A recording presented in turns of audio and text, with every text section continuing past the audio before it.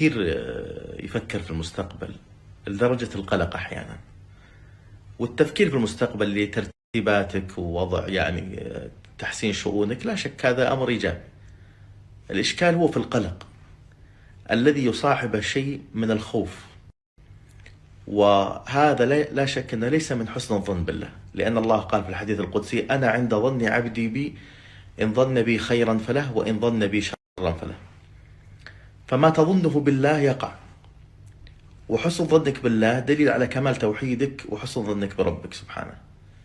الأمر الثاني: تأكد وثق أن تدبير الله للعبد خير من تدبير العبد لنفسه.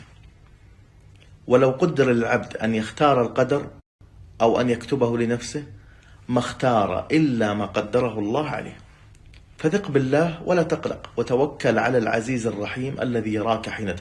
فالله سبحانه وتعالى اللي خلقك وخلق والديك ورزقك من حيث لا تحتسب وأعانك ودبرك، قادر على أن يحفظك ويحفظ أبنائك ويدبرهم على أحسن تدبير.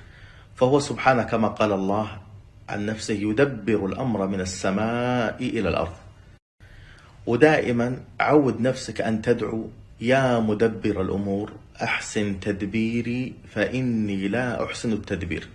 فمن فوض أمره كله لله كفاه الله وأعانه وآواه.